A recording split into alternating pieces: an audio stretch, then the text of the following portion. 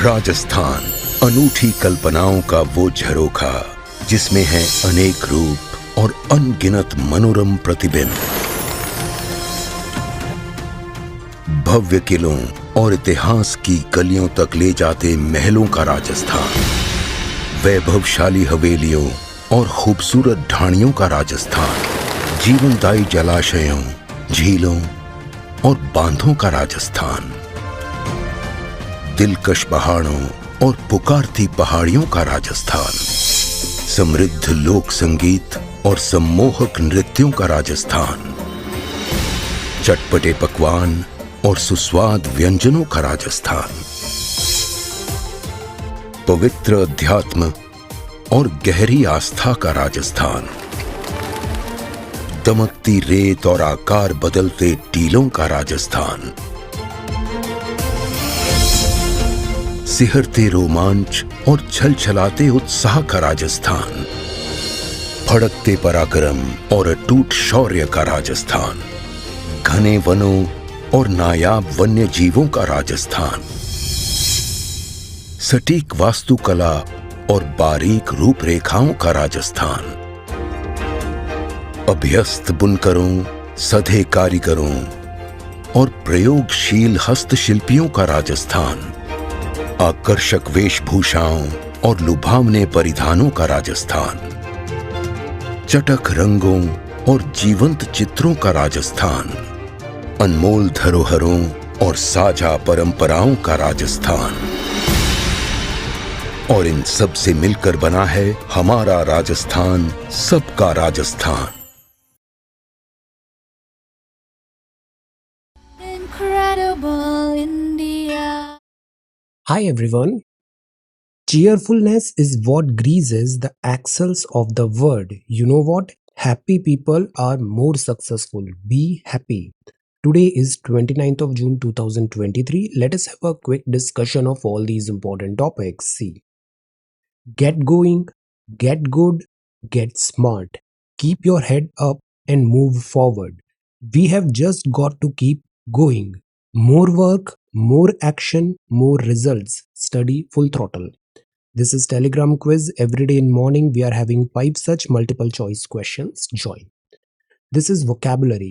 Bulwark का मतलब होता है बांध, fencing, a defensive wall. Dismal performance है, दैट इज निराशाजनक. एक्सप्लिकेबल मतलब समझाने के योग्य, able to be accounted for और अंडरस्टूड. सिनोनिम इसका हो सकता है एक्सप्लेनेबल. जिस्ट है मतलब उसका सार है, द सब्सटेंस और एसेंस ऑफ अ स्पीच और टेक्स्ट. ज्यूरिस्प्रूडेंस का मतलब होता है the theory of philosophy of law. So आज के vocab words हैं ये. If you come across any other important word, write down that word along with its meaning in the comment section down below. This is CSAT. This is question number 1. 125 identical cubes are arranged in the form of cubical block. How many cubes are surrounded by other cubes from each side? Very interesting question. Answer. The answer is 27, 25, 21 or 18. Answer it. This is second question. For any choices of values of x, y and z, the 6-digit number of the form x, y, z, x, y, z is divisible by a, b, c, d. इसका क्या सही जवाब है? देखिए CSAT के लिए बहुत sincerity के साथ हम एफर्ट्स डालेंगे यहाँ पे. आपके और भी कोई सजेशंस हैं तो बताओ आपको सीसेट में क्या चाहिए. डेली बेसिस पे जो डूएबल भी हो. Apart from these 2 questions, if you want anything else just let me know. Even newspaper videos में भी आप और क्या चाहते हो, what else do you want, just let me know. 1 जुलाई से हम फंडामेंटली बहुत सारे अच्छे चेंजेस लाने वाले हैं इस न्यूज़पेपर वीडियो में. ये जो डेली ब्रीफ होता है, डू नॉट वरी, ये कभी भी इग्नोर नहीं होगा. ये हमारी प्रायोरिटी है. ये एवरीडे मीन्स एवरीडे बेसिस पे होगा. ओके, सो ये जो डेली ब्रीफ न्यूज़पेपर वीडियो है, this is very very essential. Newspaper is very essential. हमको इसमें किसी भी टाइप का हम इसमें डाइल्यूशन नहीं करेंगे, इग्नोर नहीं करेंगे. 1 जुलाई से आपके पास जो भी सजेशंस है आप मुझे बताओ. 1 जुलाई से हम इसमें बहुत ज़्यादा एफर्ट्स डालने वाले हैं न्यूज़पेपर डेली वीडियो पे. Okay, then this is course. Similarly top priority आज की डेट में ये 15 सितंबर 2023 एग्जाम है, बिकॉज काफ़ी सारे स्टूडेंट्स ने भी प्रीलिम्स निकाला है. It is our top most priority. हमें मेंस एग्जाम भी क्वालिफाई करना है और हमें फाइनल सिलेक्शन लेना है. ओके, तो जून, जुलाई, अगस्त, सितंबर, अभी जून ओवर हुआ है ऑलमोस्ट, और इसमें हमने एसए और जीएस 4 ऑलमोस्ट कवर कर लिया है। नेक्स्ट जो जुलाई मंथ स्टार्ट होगा, इसमें हम जीएस 1 और जीएस 2 को पिक करेंगे। एकदम बेसिक से हम सारा सिलेबस जीएस 1 का देखेंगे और जीएस 2 का देखेंगे, तो ये बहुत इंटरेस्टिंग होने वाला है। और देन अगस्त में जीएस 3 होगा और मॉक टेस्ट होंगे। जब अपना जीएस 1, 2, 3, 4 ऐसे कंप्लीट हो जाएगा, तो 15 अगस्त से हम मॉक टेस्ट करेंगे, 15 अगस्त से, और सितंबर भी रिवीजन होगा, और फिर सितंबर को हमारा ये मेंस एग्जाम कंप्लीट होगा। So this is really really awesome. इन 4 महीने में हमें GS 1, 2, 3, 4 और ऐसे कंप्लीट करना है। अक्टूबर से हम ऑप्शनल की तैयारी करेंगे, जो 2024 वाले स्टूडेंट्स हैं। तो अक्टूबर, नवंबर, दिसंबर में आप 3 महीने में अपना ऑप्शनल तैयार करना, तो बाय दिसंबर आपका पूरा पूरा मेन एग्जाम प्रिपरेशन हो जाएगी। साइमल्टेनियसली हमारा प्रीलिम्स क्लासेस भी चल रहा है। जनवरी से हम फुल थ्रॉटल प्रीलिम्स मोड में आ जाएंगे, और जैन, फेब, मार्च, अप्रैल, मई, इन 5 महीने केवल और केवल प्रीलिम्स एमसीक्यू की बात करेंगे। Our target should be like this, कि अगर हमारा प्रीलिम्स क्वालिफाई होता है, देखिए प्रीलिम्स क्वालिफाई करना आज की डेट में बहुत डिफिकल्ट टास्क हो गया है। तो अगर आपका प्रीलिम्स क्वालिफाई होता है, तो आप मेंस के लिए रेडी रहना चाहिए। तो इवन 2024 स्टूडेंट्स भी इस मेंस क्लासेस को ज्वाइन कर सकते हैं, आपको बहुत फायदा होगा इसमें। 26 मई 2024 का प्रीलिम्स क्वालिफाई होगा, तो मेंस भी होगा, इंटरव्यू भी होगा, और फाइनल सिलेक्शन भी होगा। इस तरीके से हम इस प्रीलिम्स 1 को पूरा कंडक्ट कर रहे हैं। ओके, सो प्रीलिम्स 1 ईयर लॉन्ग कोर्स है। इसमें डेडिकेटेड सारे aspects of this examination cover हो रहे हैं। इसमें अभी एक नया इनिशिएटिव और चालू होने वाला है, वो है कम्युनिकेशन स्किल्स की डेडिकेटेड क्लासेस। वो प्रीलिम्स 1 कोर्स के अंदर होगा। इसमें मैं एक और पिलर ऐड कर देता हूँ यहाँ पे। एक पिलर होगा कम्युनिकेशन स्किल्स की डेडिकेटेड क्लासेस, कम्युनिकेशन और पर्सनालिटी डेवलपमेंट का, ये इसी में इंक्लूडेड है। और इसको हम कवर करेंगे से वीकेंड्स में बहुत स्पेशल सेशंस होने वाले हैं। जैसे पहले हमने अभी देखा था ना, ट्यूसडे को करंट अफेयर्स में, ऐसे ग्रुप डिस्कशंस एटसेट्रा, बहुत अमेजिंग इनिशिएटिव्स यहाँ पे सिस्टमैटिक वे में होंगे, कम्युनिकेशन एंड पर्सनालिटी। और इसमें एक पिलर और अभी आएगा, और वो पिलर होगा 1-to-1 सेशंस का। 1-to-1 सेशंस का ये भी अब एक बहुत अमेजिंग वे में जुलाई से स्टार्ट होगा, 1-to-1 सेशंस, और वो सब इसी में इंक्लूडेड होगा। आपको सेपरेटली कोई फी देने की जरूरत नहीं है। दिस 5555 में ये भी इंक्लूडेड होगा। Okay, so the point is कि हमें हर वो एस्पेक्ट देखना है जो इस एग्जाम क्वालिफिकेशन के लिए जरूरी है। Okay, so we are going to do that. ये ज्योग्राफी अभी हमने स्टार्ट किया है, ज्योग्राफी, देन फिर हम पॉलिटी पढ़ेंगे, देन हम इकोनॉमिक्स पढ़ेंगे, देन हम हिस्ट्री पढ़ेंगे। ज्योग्राफी में एनवायरनमेंट भी है। तो बाय दिसंबर हमारे ये सारे कोर सब्जेक्ट्स कंप्लीट हो जाएंगे, polity, geography, environment, history, economics, और ये बहुत अच्छा फाउंडेशन रेडी हो जाएगा। This is our plan of action. ये आंसर राइटिंग है, इसको विदाउट एनी सेकंड थॉट हमें डेली बेसिस पे आपको लिखना है। स्पेशली जो वर्किंग प्रोफेशनल्स हैं, मैं बार बार आपसे बोल रहा हूँ, आप लिखो, बिकॉज आप लोग स्कूल कॉलेज से थोड़ा दूर हो गए हो। सो हमारा वो डेली की राइटिंग प्रैक्टिस की हैबिट नहीं है। ऐसे तो जो स्कूल कॉलेज के स्टूडेंट्स होते हैं, वो रोज कुछ ना कुछ लिख रहे हैं, असाइनमेंट्स कर रहे हैं, नोट्स कर रहे हैं, डायग्राम्स, एग्जाम्स दे रहे हैं, उनका प्रैक्टिस है। बट अगर हम वर्किंग प्रोफेशनल हैं, तो हमें ये 4-5 पेज रोज लिखने चाहिए। ये आपको बहुत एसेंशियल है प्रीलिम्स और मेंस और इंटरव्यू क्वालिफाई करने के लिए। So prepare a summary, Brahmaputra, inflation, artificial intelligence, ये सारे जो टॉपिक्स हैं ना, अभी आपको मेन एग्जाम में 15 सितंबर को नजर आएंगे, इन पे क्वेश्चंस। तो इनको बहुत अच्छे से आप तैयार करो और उसको सबमिट भी करो, शेयर करो। इस वेबसाइट में एक बहुत अच्छा रिपोजिटरी कलेक्शन यहाँ पर तैयार हो रहा है। ये सोशल मीडिया है। सी, जैसे इस बार देखो प्रीलिम्स में स्क्विरल पे सवाल आया था। तो एट टाइम्स जैसा हम न्यूज़पेपर कवरेज करते हैं ना, हमारा न्यूज़पेपर कवरेज बहुत रेलेवेंट होता है एक्चुअली यूपीएससी की जो डिमांड है। हम 360 डिग्री कवरेज करते हैं, सोशल मीडिया भी, वीडियोस भी, एनिमेशंस भी, न्यूज़पेपर भी, क्विज भी, आंसर राइटिंग भी, we do everything, and this is required because exam में आपको अब हर एस्पेक्ट में अच्छा होना जरूरी है। हम नैरो नैरो स्टडीज अब नहीं कर सकते हैं। सो जैसे ये स्क्विरल है, ये इनक्रेडिबल इंडिया का पोस्ट है, meet the giant squirrels of India in Bhimashankar wildlife sanctuary. तो ये कहाँ पर है? Bhimashankar wildlife sanctuary. आप बताओ कहाँ पर है ये भीमशंकर वाइल्ड लाइफ सेंचुरी? और ये जायंट स्क्विरल है, ये 3 फीट की होती है, yet difficult to sight. Watch them hop seamlessly up to 20 feet from one tree to another. तो ये एक्चुअली क्या होती है, ग्लाइड करती है। एक्चुअली में फ्लाइंग नहीं होती, ये वन ट्री से दूसरे ट्री ऐसे करके ग्लाइड करके जाती है, ग्लाइड जैसे बैटमैन ग्लाइड करता है। तो ये 20 फीट में one tree to another glide करती है। तो ये है जादूगोड़ा उड़ीसा में। Okay, so these are giant squirrel. Similarly ये है राष्ट्रपति भवन। तो ये होम एंड ऑफिस होता है, office to the president of the world's largest democracy, that is Indian presidents का घर और कार्य स्थल है। इसके अलावा एक राष्ट्रपति भवन म्यूजियम भी है दिल्ली में, an oasis for history and art enthusiast. अगर आप दिल्ली का एक्सेस है तो आप इसको जरूर विजिट करिए। फिर ये राष्ट्रपति निवास है, ये समर अबोर्ड है प्रेसिडेंट का with the scenic view of the mountain. तो ये है माशोब्रा, ये समर अबोर्ड है। सिमिलरली एक राष्ट्रपति निलायम होता है और ये कहाँ है, सिकंदराबाद में है, विंटर अबोर्ड है। सो ये समर अबोर्ड है, ये विंटर अबोर्ड है, और ये राष्ट्रपति निलायम है डेक्कन प्लेटू में। सो ये चार नाम याद रखने हैं, राष्ट्रपति भवन, संग्रहालय, राष्ट्रपति निवास दिस इज समर अबोर्ड, और राष्ट्रपति निलायम मतलब दिस इज विंटर अबोर्ड। अब रविंद्रनाथ लहरी जी के बारे में जानते हैं, राजेंद्र नाथ लहरी जी के बारे में जानते हैं। आप रिवोल्यूशनरी फ्रीडम फाइटर हैं, बर्थ एनिवर्सरी है। आपने काकोरी कॉन्स्पिरेसी में अशफाकुल्ला खान साहब, राम प्रसाद बिस्मिल साहब और रोशन सिंह ठाकुर साहब के साथ वर्क किया था। Lahiri ji is regarded as a symbol of the Indian revolutionary movements transformation. आज 29 जून है तो इसको नेशनल स्टैटिस्टिक्स डे मनाते हैं। Tribute to renowned Indian scientist and statistician Prasanta Chandra Mahalanobis, आपका बहुत बड़ा नाम है, ऑन हिज बर्थ एनिवर्सरी।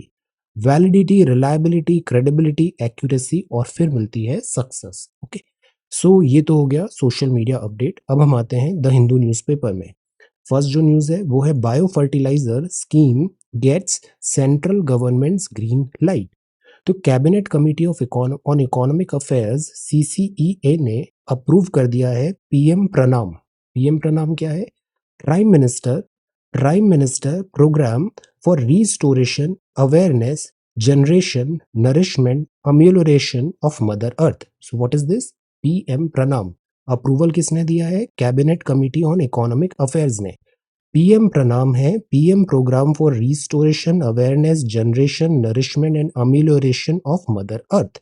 तो ये बजट में प्रॉमिस था, अभी इसका अप्रूवल हो गया है। तो यूनियन फर्टिलाइजर मिनिस्टर साहब ने यहाँ पे इसको क्लियर किया कि हम न्यूट्रिएंट बेस्ड बायो फर्टिलाइजर्स को आगे बढ़ाएंगे सस्टेनेबल एग्रीकल्चर में, और इसका आउटले इतना है। ये जो वर्ड है आउटले, इससे आप क्या समझते हो, can you answer, what is the meaning of this word outlay.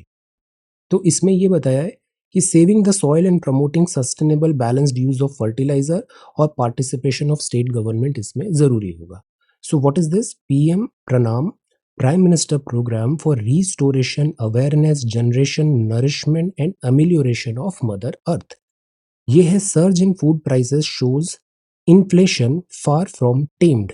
Inflation अभी कम नहीं हुआ है, टेम नहीं हुआ है, अभी भी इन्फ्लेशनरी टेंडेंसीज है। Prices of rice, wheat, toor dal, sugar, milk, potato, onion and tomato climb हुआ है। कंज्यूमर मिनिस्ट्री ने बताया इस सीजनल फैक्टर्स रिस्पॉन्सिबल है, गवर्नमेंट प्राइसेस को डेली बेसिस पे मॉनिटर कर रही है। तो ये इन्फ्लेशन है, जैसे पहले जो कीमत थी अब वो कीमत बढ़ गई है, तो this is called inflation. Essential vegetables जैसे tomato, onion and potato, basic cereals of rice, wheat, toor dal, commonest protein source vegetarian households में होते हैं। इवन जो लूज टी है सब में महंगाई देखने को मिल रही है। तो ये कुछ प्राइजेस हैं जैसे sugar, milk, tea, salt, iodized salt, potato, onion, हर जगह महंगाई है यहाँ पे। तो दिस इज दैट। तो दैट इज वाई अगर महंगाई ज़्यादा होती है तो पहले हम 100 रुपये में 5 चीज़ें खरीद पा रहे थे, महंगाई ज़्यादा हो गई तो अब 100 रुपये में केवल 2 चीज़ें आ पाती है। तो इससे परचेजिंग पावर हमारी कम हो जाती है, परचेजिंग पावर। अब आपके ऊपर एक सवाल है, आप इसका जवाब दीजिए। जब इन्फ्लेशन आता है तो इन्फ्लेशन किस सेक्शन को बेनिफिट रखता है और किस सेक्शन को नुकसान पहुंचाता है। जैसे हम पढ़ते हैं ना, क्रेडिटर, डेबिटर। डेबिट किसके पास है, जिसने बोरो किया है। जो पेंशनर है, फिक्स्ड इनकम ग्रुप है, उनको पॉजिटिव इफेक्ट मिलेगा, इम्पैक्ट मिलेगा या नेगेटिव मिलेगा, आंसर इन्फ्लेशन का। So this is the front page of the Hindu. Then this is next one. UPSC aspirants move high court over vague questions in prelims. See prelims बहुत dicey हो गया है, वेग वर्ड्स, कई बार सिलेबस से बहुत ज़्यादा वेरिड क्वेश्चंस हैं और जो क्वेश्चंस का पैटर्न है लेंदी है, प्रीलिम्स डिफिकल्ट है। द पॉइंट इज कि यूपीएससी को यहाँ पर ये भी देखना चाहिए कि हम डिफिकल्ट क्वेश्चंस के लिए ऐसा नहीं हो कि हम स्टूडेंट्स को डिस्करेज करने लग जाए to write this UPSC examination. At the same time aspirants में भी एज एन एस्पायरेंट जो चीज़ हमारे हाथ में है वो ये है कि हमें अपनी स्टडी को और हॉलिस्टिक वे में करना पड़ेगा। शॉर्टकट्स जो होते हैं यूपीएससी एट टाइम्स शॉर्टकट्स या फिर जो कोचिंग ट्रेंड मटेरियल्स होते हैं, कोचिंग ट्रेंड जो पढ़ा लिखा के आ जाते हैं, पढ़ लिख के coaching trend, UPSC at times try करती है उसको न्यूट्रलाइज करने की। That is why such type of steps होते हैं। But again the point is जो चीज़ हमारे हाथ में है वो ये है कि हम अपनी प्रिपरेशन को और हॉलिस्टिक करें, हम 360 डिग्री प्रिपरेशन करें, 360 degree. Okay, increasing stray dog attacks a violation of child right. See dogs हमारे फ्रेंड हैं, बट अगर स्ट्रे डॉग्स का अटैक बच्चों पे हो रहा है, एल्डरली पे हो रहा है, तो दिस इज नॉट एक्सेप्टेबल। इसमें वैक्सीनेशन जरूरी है, वैक्सीनेशन, बिकॉज रेबीज एक डिसीज होती है जो नॉन क्योरेबल होती है। देन कीप इट सिंपल, यह बात है ईपीएफओ एम्प्लॉय प्रोविडेंट फंड ने अभी पेंशन का स्टार्ट किया है कि जो pension, revised pension certain section of employees को प्रोवाइड किया जाएगा, उसका डेडलाइन भी अभी 11 जुलाई बढ़ा दिया गया है। द पॉइंट इज इस होल प्रोसेस में सिंप्लिसिटी होना बहुत ज़रूरी है। अननेसेसरी कॉम्प्लेक्सिटी होती है तो एप्लीकेंट्स को, गवर्नमेंट को बहुत डिफिकल्टी आती है। सो दैट इज़ वाई हमेशा try to keep things as simple as possible. तो जो सोशल सिक्योरिटी नेट है वो ज़रूरी है, पेंशन इज़ रिक्वायर्ड, बट इसमें simplicity in the procedure is very much required. Played in India, तो वर्ल्ड कप एक अपॉर्चुनिटी है for ODIs to regain prominence. तो एक टाइम था वनडे इंटरनेशनल्स थे, इसके पहले टेस्ट मैचेस होते थे और अब आ गए टी20। तो टी20 आ गए तो टेस्ट मैच का चार्म है, टी20 का चार्म बढ़ गया है, वनडे इंटरनेशनल थोड़े कम पॉपुलर हो गए हैं। तो वर्ल्ड कप में T50 ओवर का जो फॉर्मेट होता है, इसका 40th एनिवर्सरी है।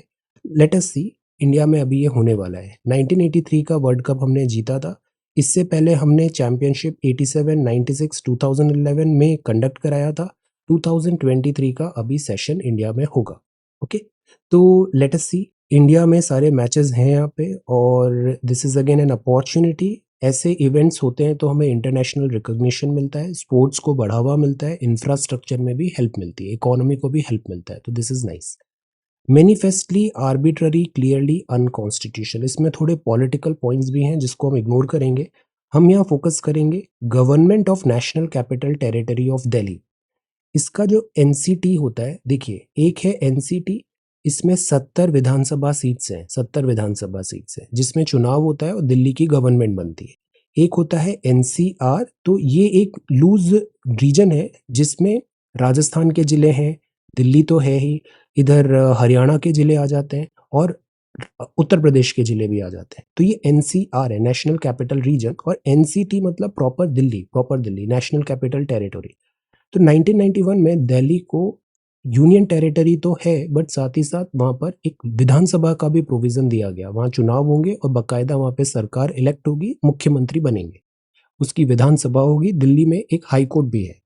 तो बट द पॉइंट इज कि दिल्ली में आर्टिकल 239AA और आर्टिकल के अंदर ये भी है कि Delhi is not a full fledged state because Delhi is national capital as well. तो law and order, public land property और जो पुलिसिंग है, ये सब चीज़ें जो होती है वो दिल्ली गवर्नमेंट के पास नहीं है, वो केंद्र सरकार के पास रहती है। तो ऑर्डिनेंस अभी जैसे आया है कोर्ट में, अभी ये मैटर है कि क्या दिल्ली में लेफ्टिनेंट गवर्नर है और मुख्यमंत्री है, इन दोनों के पास पैरेलल पावर्स हो रही है। चीफ मिनिस्टर के ऑर्डर्स हैं, फिर लेफ्टिनेंट गवर्नर के भी ऑर्डर हैं, तो इसमें एडमिनिस्ट्रेशन में क्लैशेस होने लग जाते हैं, क्लैरिटी नहीं हो पाती। और लेफ्टिनेंट गवर्नर जो होते हैं वो सेंटर से अपॉइंटेड होते हैं, चीफ मिनिस्टर जो होते हैं वो दिल्ली की जनता ने चुन के भेजा है, तो इनके बीच में क्लैशेस जो होता है तो ये ठीक नहीं है। सो द पॉइंट इज कि इसमें बताया है कि 239AA में दिल्ली को स्पेशल स्टेटस है, पार्लियामेंट को लॉ पास करना है, पार्लियामेंट ऑथराइज है with respect to fields that are normally within the exclusive competence of the state. जैसे हमारे यहाँ यूनियन लिस्ट है, एक स्टेट लिस्ट है और एक कॉन्करेंट लिस्ट है। दिल्ली में बहुत सारे मैटर्स ऐसे आ जाते हैं जिसमें पार्लियामेंट को भी पावर है उन मैटर्स पे लॉ एटसेट्रा पास करने का। तो जैसे दिल्ली सर्विसेज ऑर्डिनेंस की बात है यहाँ पे, क्या ये वॉयलेट कर रहा है undermine core principles of democracy, representative government, responsive administration? So इस पे अभी है, हम इसको बस इतना ही देखेंगे 239AA क्या होता है, 239AA। और दिल्ली में क्या प्रॉपर स्टेटहुड देने की बात जब आती है तो क्या ये वैलिड हो पाएगा प्रॉपर स्टेटहुड दिल्ली को? Because Delhi is again national capital, तो दिल्ली के साथ हमेशा स्पेशल प्रोविजंस तो अटैच्ड होंगे। गवर्नमेंट्स भी चेंज हुई हैं, पॉलिटिकल पार्टीज, बट हमने देखा है सिंस 1991 दिल्ली का ये जो स्पेशल स्टेटस है वो बरकरार रखा गया है। तो उसमें क्या एडमिनिस्ट्रेटिव चैलेंजेस आते हैं? सो लेट अस सी आर्टिकल 239AA, बस हमें पता होना चाहिए। 239AA explicitly deprives Delhi's legislative assembly and by extension the Delhi government from legislating or taking executive actions under three fields. पहला पब्लिक ऑर्डर, दूसरा लैंड और तीसरा पुलिस। तो ये जो तीन चीजें होती है इसमें आर्टिकल 239A के अंदर दिल्ली की जो चुनी हुई सरकार है उसको एक्सक्लूसिव पावर नहीं है, ये हमारे कॉन्स्टिट्यूशन में लिखा हुआ है। क्योंकि दिल्ली नेशनल कैपिटल है, दिल्ली में सारे इंपॉर्टेंट डिग्निटरीज हैं, दिल्ली में फॉरेन एम्बेसीज भी हैं। तो Delhi is about countries capital, तो उसमें जो यूनियन गवर्नमेंट है, सेंटर है, वो उसमें अपना ज़्यादा स्टे से रखने की कोशिश करेगा। तो ये प्रॉब्लम आ जाती है दिल्ली के साथ, because Delhi is a very special state. Same चीज़ आप बाकी कंट्रीज में भी देखो, जैसे वॉशिंगटन डीसी यूएसए में देखो, तो जहाँ पे भी नेशनल कैपिटल भी आ जाती है और लोकल जो उसको स्टेटहुड भी दिया है, दोनों में क्लैशेस आने लग जाते हैं। यहाँ बात है Mahalanobis in the era of big data and AI. Regular talks है यहाँ पे। Data is the king, data is the new oil. Data बहुत इंपॉर्टेंट है बिकॉज इससे डिसीजन मेकिंग होता है। डेटा क्रंचिंग से हम एल्गोरिदम बनाते हैं, आर्टिफिशियल इंटेलिजेंस तो फीड ही डेटा पे करता है। तो इंडिया में प्रोफेसर पीसी महलनोबिस थे, उन्होंने स्टैटिस्टिक्स की शुरुआत किया था एक सिस्टमेटिक वे में। इंडिया में प्लानिंग कमीशन एटसेट्रा आपका बहुत इंपॉर्टेंट कॉन्ट्रीब्यूशन रहा है। तो आपने नंबर्स पे बहुत ज़्यादा फोकस किया, सर्वे डेटा करेक्ट होना चाहिए। अगर डेटा करेक्ट है तो डिसीजन मेकिंग भी करेक्ट होगा। तो महलनोबिस एरा जो था ये बहुत सिग्निफिकेंट माना जाता है socio economic policies, welfare India में जो गवर्नेंस है उसमें आगे बढ़ाने के लिए। अब आता है बिग डेटा। हम सबके पास कंप्यूटर है, डिजिटल फुटप्रिंट्स है, मोबाइल है, हम ह्यूज अमाउंट में डेटा जनरेट कर रहे हैं और वो डेटा बहुत ज़्यादा क्रंच भी हो रहा है बिकॉज कंप्यूटिंग प्रोग्रेस हमारी बढ़ गई है। तो अब आ जाता है algorithm. Big data, huge amount of data is big data. Big data क्या है? आप कौन सी वेबसाइट से देख रहे हैं, आपका इंटरेस्ट, जैसे आपने टूरिस्ट डेस्टिनेशन सर्च किया, आपने देखा आपको टूरिस्ट डेस्टिनेशन चाहिए, अब वो टूरिस्ट डेस्टिनेशन के आपको एडवर्टाइजमेंट्स आने लग जाते हैं। How? Because behind the scene आपका डेटा यूज किया जा रहा है और उसके बेसिस पे एल्गोरिदम हो रहा है। आपने अगर कहीं पे अमेजोन में सपोज आपने सर्च किया या समवेयर आपने सर्च किया, आपको एक कैमरे की ज़रूरत है, आपने कैमरा सर्च किया, अब हर जगह आपको कैमरे के ऐड आने लग जाएंगे, यूट्यूब में, अमेजोन में, एवरीवेयर, डिफरेंट डिफरेंट, नाइकॉन का कैमरा, कैनन का कैमरा, like that. So what is this? This is कि आपका data back in the scene, behind the scene वो क्रंच हो रहा है और उसके अकॉर्डिंग आपको सजेशंस आ रहे हैं। और ये सब मशीन लर्निंग, आर्टिफिशियल इंटेलिजेंस के थ्रू है। तो एआई मतलब ये अभी लेटेस्ट जनरेटिव एआई नहीं है कि चैट जीपीटी एटसेट्रा हो गया। एआई हमारे हर जगह यूज हो रहा है। आप यूट्यूब में देखो, आप सोशल मीडिया में देखो, कंप्यूटर्स में देखो, मोबाइल्स में देखो, एआई इज देयर। एआई का मतलब होता है machine is acting like human beings. So AI के भी लेवल्स होते हैं। एक होता है बेसिक लेवल ऑफ एआई, थोड़ा एडवांस्ड हो जाता है, फिर जनरेटिव एआई हो जाता है, तो डिफरेंट हायरार्कीज होती है। तो महलनोबिस के टाइम पर जो बिग डेटा आया, अब अपने पास टेक्नोलॉजी भी है, कैपेसिटी ज़्यादा है, तो क्यों ना इसको गवर्नेंस में ये सारा डेटा हम यूज़ करें। देखो, टेक्नोलॉजी में जो खर्चा होता है इसको इन्वेस्टमेंट बोलते हैं। एक टाइम था जब हमने डिजिटल कंप्यूटर्स लिए 56, 58, और इस चीज़ ने हमें काफ़ी आगे बढ़ाया, हमारी पॉलिसी फॉर्मुलेशन बेहतर हुआ। तो द पॉइंट इज, कोविड के टाइम पे भी हमें काफ़ी डेटा मिला है, हेल्थ केयर रिलेटेड डेटा मिला है, इसको हम इवैल्यूएट करें, सोशो इकोनॉमिक डिस्पैरिटी को हम दूर करें। एआई के साथ प्रॉब्लम ये है कि AI is a double edged sword, इसका मिसयूज भी बहुत हो सकता है, तो प्रॉपर रेगुलेशन होना भी ज़रूरी है। Data protection is required, dedicated particular laws होने चाहिए एआई और डेटा के लिए। तो अर्थशास्त्र में भी लिखा हुआ है कि सर्वे होना ज़रूरी है, उसको क्रॉस चेक करना ज़रूरी है। और ये चीज़ नंबर बेस्ड हो, डेटा बेस्ड हो, फैक्ट बेस्ड हो, तो इससे डिसीजन मेकिंग बेहतर होगा। तो this is all about data, statistics, और अब जो नई चीज़ आ गई है, big data and artificial intelligence. Rankings and the realities of higher education. कई बार ये जो रैंकिंग्स होती है ना, ये असली पिक्चर नहीं दिखाती है, तो फेस वैल्यू पे नहीं जाना चाहिए, उसको एक बार स्टडी थोरोली भी करना चाहिए। Then this is employment generation. Does the economy need? We need employment generation. Changing economy of rural West Bengal. तो रूरल वेस्ट बंगाल में रूरल इकोनॉमी में क्या चेंजेस आ रहे हैं? Secular process of household losing land. De peasant, यहाँ जो खेती के हैं वो कम हो रहे हैं, और जैसे इंडस्ट्रियल रिवॉल्यूशन के बाद हमने देखा था बॉर्जवा और प्रोलेटारिएट, ये जो है इनमें भी आपको कमी दिखने को मिल रही है। डिक्लाइन है एम्प्लॉयमेंट में, एग्रीकल्चर, मैन्युफैक्चरिंग में, और दिस जो न्यू रिच क्लास है वो अब real estate, other local business में भी इन्वॉल्व है। This is that. तो द पॉइंट इज कि जो बेसिक नेचर है इकोनॉमी का, वो लैंडस्केप भी चेंज हो रहा है।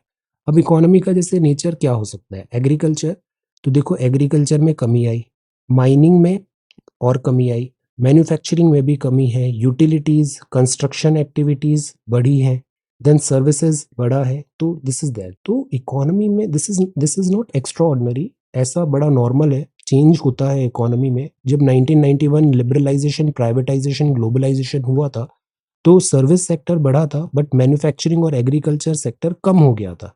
तो ये इकोनॉमिक लैंडस्केप है, ये भी चेंज होता है। Then this is know your English. तो यहाँ पे क्या करेक्ट है? एडवाइजर या फिर SOR या SER, तो दोनों ही करेक्ट है, दोनों ही करेक्ट है। We can use them interchangeably. Okay, then yes, both are correct.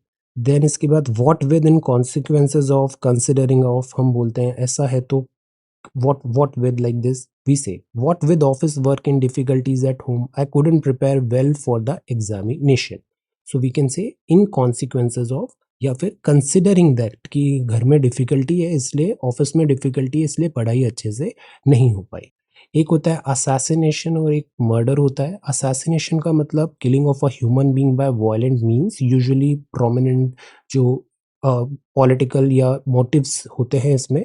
Murder केवल सिंपल अनलॉफुल किलिंग होता है ह्यूमन बीइंग का, और जो इंटेंशनली होता है। ओके, तो दिस इज देयर। और next is it is hale and hearty. Hale and hearty का मतलब फिजिकली विगोरस, विगरस है, स्ट्रॉन्ग एंड वेल है।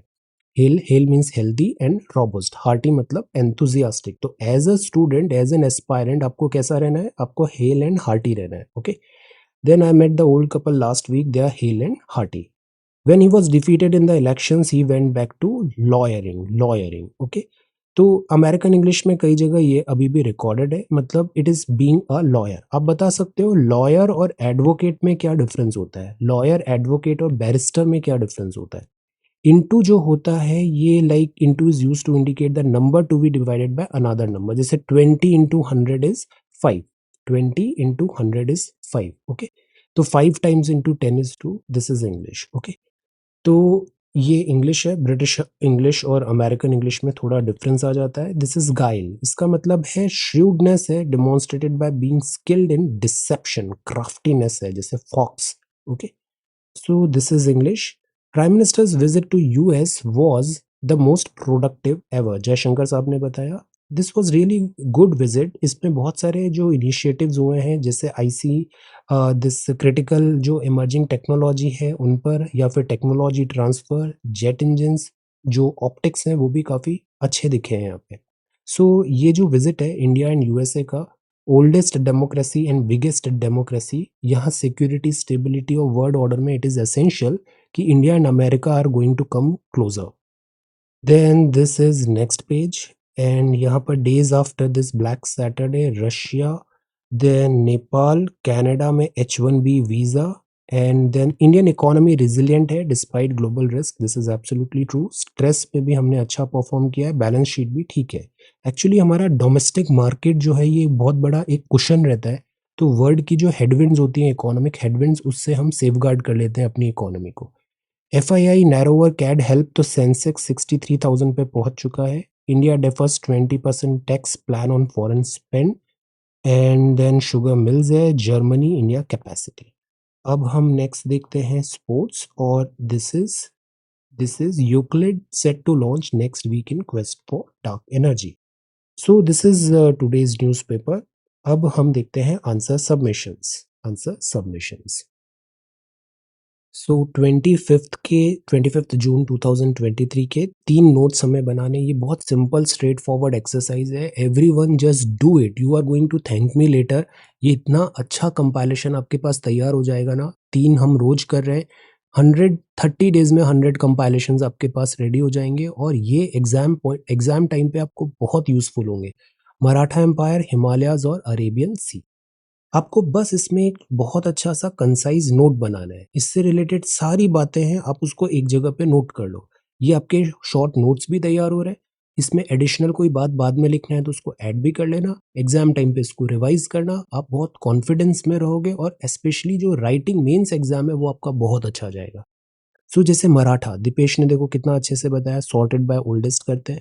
देखो फाउंडर, बर्थ, देन ये सारा डेटा हो गया. ट्रीटी ऑफ पुरंदर हो गया. Battle of Salbai, administration. See आपके खुद के हैंड रिटन नोट्स तैयार हो रहे हैं. चौथ, सरदेशी, सरदेशमुखी, शिवाजी महाराज. देन इसके बाद आपने आगे बढ़े, फिर आपने पेशवाज के बारे में जाना.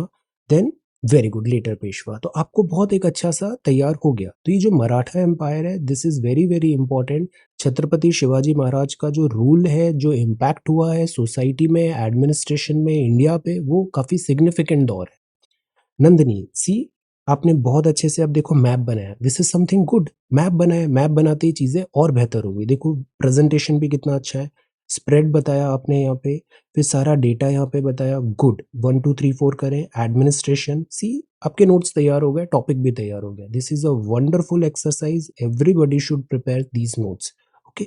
सिमिलरली देखो आपने हिमालयाज पे भी लिखा. Very good. इसको ना नंदिनी हम नए पोस्ट कर सकते हैं ना. एक पोस्ट में एक ही पोस्ट करें. जैसे एक में मराठा कर दिया, फिर सेकंड जो पोस्ट है उसमें हम हिमालय कर दें. तो इससे आपका जो बाद में अगर आपको फिर से देखना पड़ेगा तो ज़्यादा अच्छे से सिस्टमेटिक हो जाएगा, है ना. डिस्कस में एक पोस्ट में मराठा, एक पोस्ट में हिमालय और एक पोस्ट में ऐसे डिफरेंट डिफरेंट पोस्ट में कर दें तो वो सेग्रीगेट अच्छे से हो जाएगा. जैसे ये हिमालयाज है, देखो कितना बढ़िया लिखा है. क्लाइमेट सारे डेटा लिख दिए, फिर उसका सॉइल, ज्योग्राफी. बहुत अच्छा कंपाइलेशन है, ब्यूटीफुल कंपाइलेशन है. Arabian sea, this is so nice. Significance, इसमें साइक्लोन्स भी आ रहे हैं. Very good. दीक्षा, देखो ये कितना बढ़िया अच्छा नोट बनाया है हिमालयाज पे. 1 पेज समरी ऑन दिस. ये भी ना हम सेपरेट कर सकते हैं. एक मराठा, एक हिमालय, एक अरेबियन सी. वन वन पोस्ट में वन वन क्वेश्चन. तो मराठा एम्पायर है, ये हिमालयाज है. देखो हैंड राइटिंग कितना ब्यूटीफुल है. Every one of you learn this thing. This is such a neat and clean copy. Very good.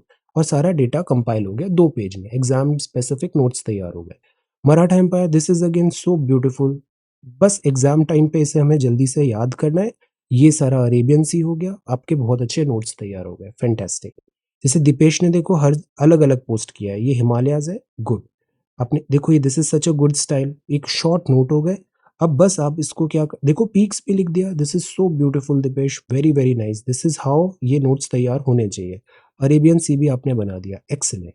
Gajanan, good, very good. ये चीज ना आपको हर एग्जाम में काम आएगा. वेरी गुड गजानन, आपका प्रेजेंटेशन स्किल्स बहुत अच्छी है. गुड. सी सारा अरेबियन सी और इससे प्रपोक. Harjinder, see, this is such a nice copy, such a nice copy. Himalaya. Every one of you make it a habit. मैं डेली बेसिस में आपको 3 ऐसे नोट्स प्रिपेयर करने को दे रहा हूँ. उसको रोज करो आप. आपको विद इन 15 दिन आप देखना विजिबल, 10 दिन में आपको विजिबल बहुत कॉन्फिडेंस भी आएगा, इंप्रूवमेंट भी आएगा. Harjinder, this is good. Arabian sea, geography, very good. Amarjeet ने देखो कितना अच्छे से बताया यहाँ पे. अब डायग्राम्स देखो तो learn from each other. C this is such a beautiful copy. Diagram work कितना अच्छा है. This is amazing. Very good Amarjeet. Okay. So every one of you should participate. Motivation 2 दिन का होता है, डिसिप्लिन डेली का होता है और एग्जाम डिसिप्लिन से ही निकलता है. Okay. So thank you so much for watching this video. Take care, study well and be safe.